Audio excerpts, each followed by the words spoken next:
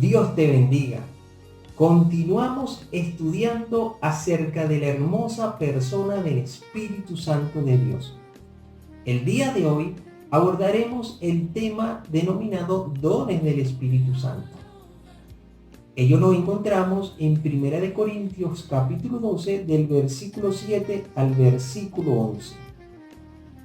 Estos dones espirituales son habilidades sobrenaturales dadas por el Espíritu de Dios a los creyentes.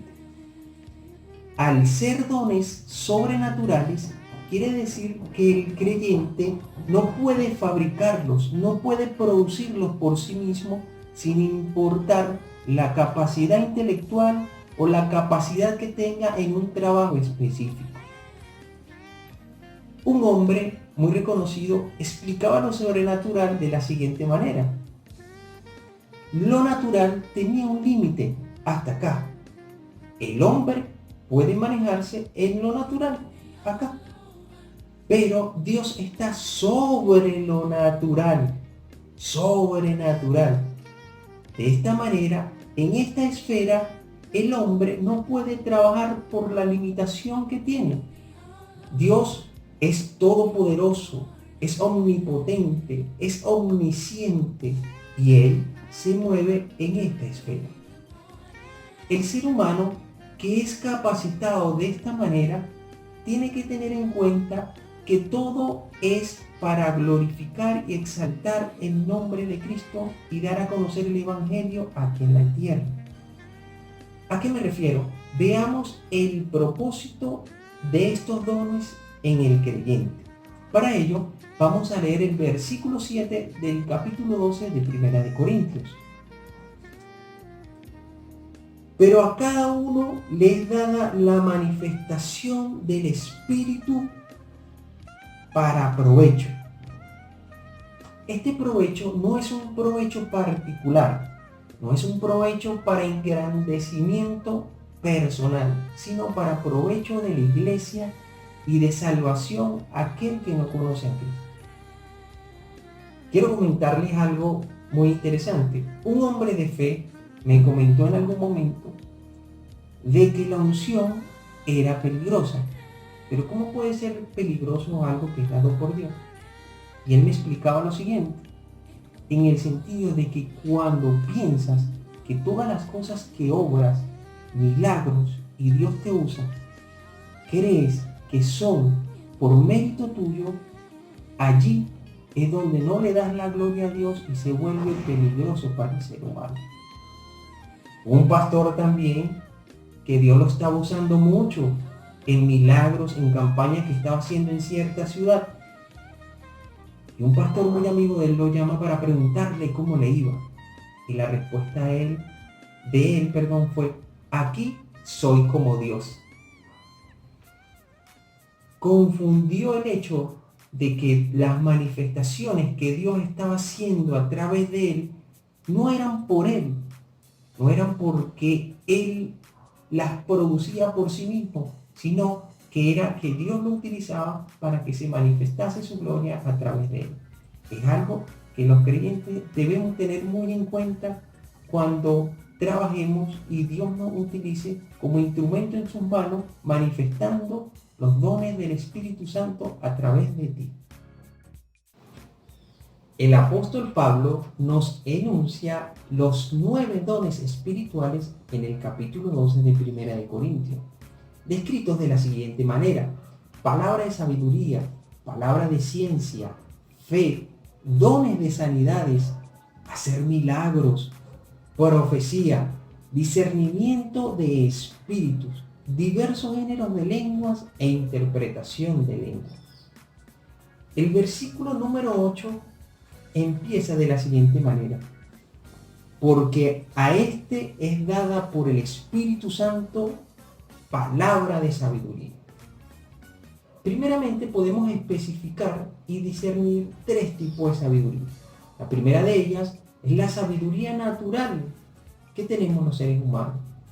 La segunda es la sabiduría que adquirimos a través del aprendizaje, es decir, a través de aquello que se nos puede enseñar. Pero la más alta jerarquía de sabiduría la adquirimos a través del Espíritu Santo de Dios. Sabiendo esto, pudiésemos definir palabras de sabiduría de la siguiente manera: habilidad sobrenatural para determinar los medios para aplicar la voluntad de Dios en situaciones específicas. También tiene que ver con el hecho de saber interpretar lo que dicen las Sagradas Escrituras y conocer los misterios de Dios.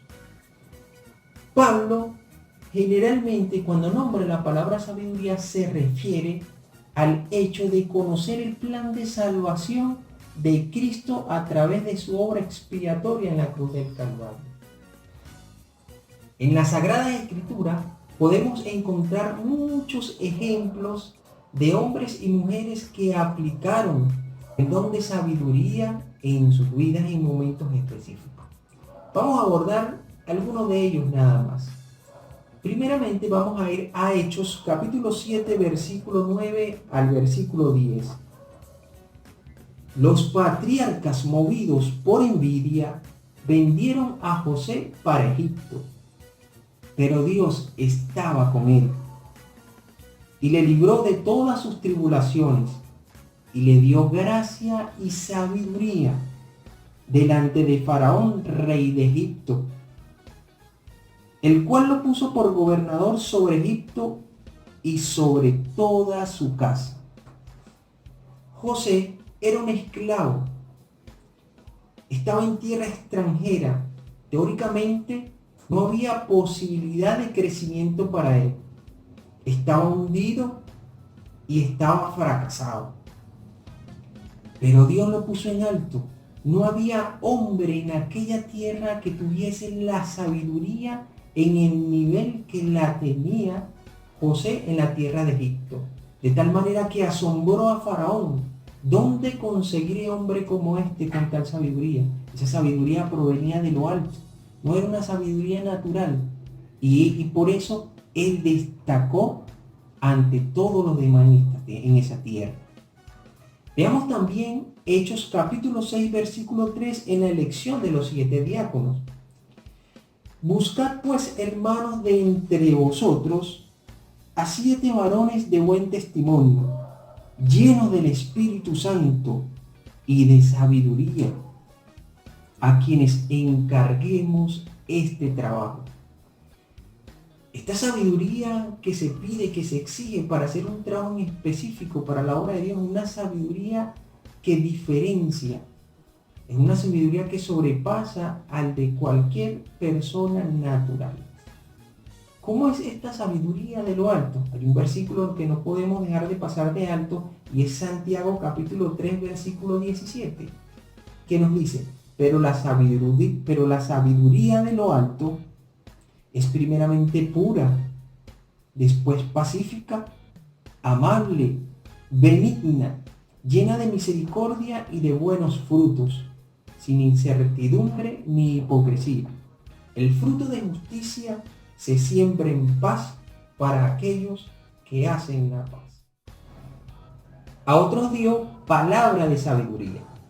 Podemos definir sabiduría como el conocimiento de las cosas espirituales, el conocimiento de las cosas de Dios, pero divinamente inspirada.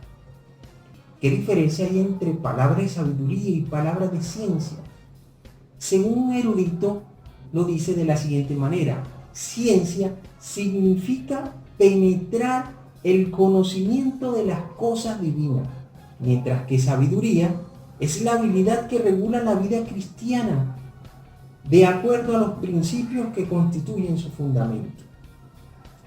Vamos a revisar Romanos 11:33, a ver qué nos dice acerca de la sabiduría y acerca de la ciencia.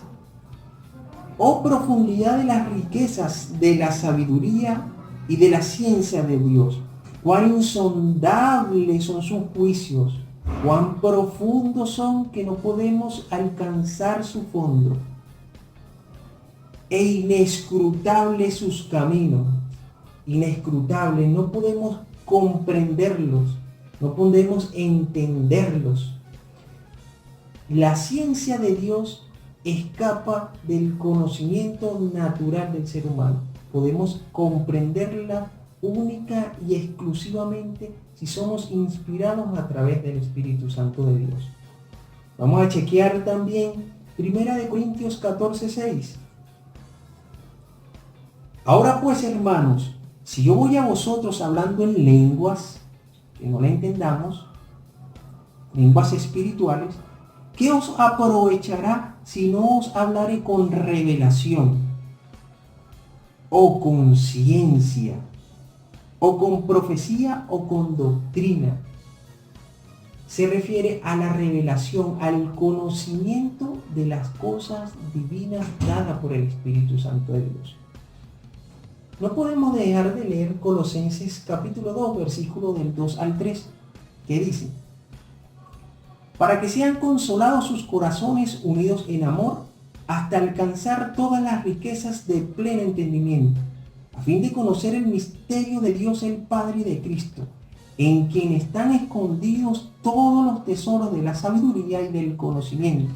Y esto lo digo para que nadie os engañe con palabras persuasivas. El versículo 9 dice: a otro fe por el mismo Espíritu. Fe viene del vocablo griego que significa fidelidad o firmeza. Pablo en este texto ya da por sentada la fe salvadora, aquella que se refiere en Efesios 2:8 cuando dice: por gracia soy salvo por medio de la fe. Hay una diferencia entre la gracia de la fe y el don de fe. La gracia de la fe es aquella donde creemos que Dios cumplirá todas las promesas descritas en su palabra. Ahora, el don de fe, vamos a ver cómo lo dijo Cristo en Mateo 17:20. Jesús les dijo: por vuestra poca fe, porque de cierto os digo, que si tuvierais fe como un grano de mostaza, diréis a este monte: pásate de aquí allá, y se pasará, y nada os será imposible. Esta fe es aquella donde el creyente puede creer a Dios que podrá hacer cualquier cosa sobrenatural, cualquier milagro que no esté descrito en la Sagrada Escritura en su vida. Vamos a leer dos historias donde hombres de Dios se movieron a través del don de fe. Para ello vamos primero a Hechos capítulo 3, versículo 1 en adelante. Pedro y Juan subían juntos al templo a la hora novena, la de la oración, y era traído un hombre cojo de nacimiento, a quien ponían cada día a la puerta del templo, que se llama La Hermosa, para que pidiese limosna de los que entraban en el templo.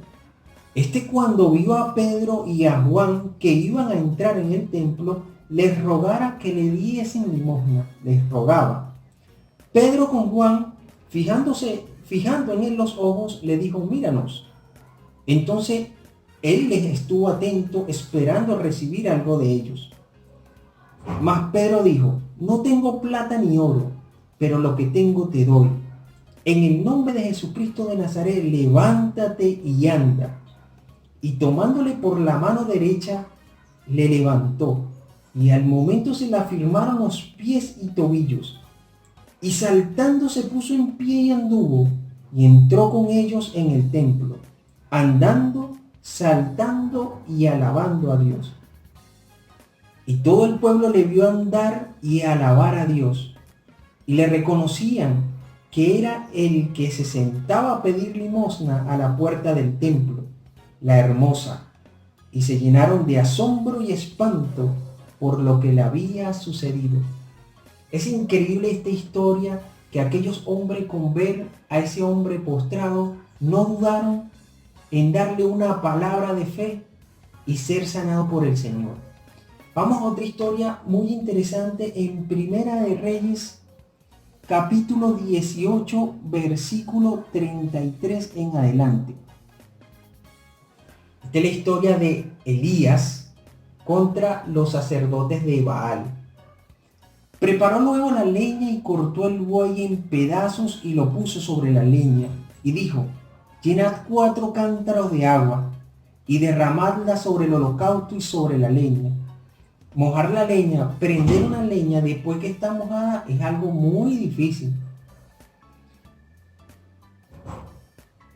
Y dijo, hacedlo otra vez, y otra vez lo hicieron. Y dijo aún, hacedlo la tercera vez, y lo hicieron la tercera vez.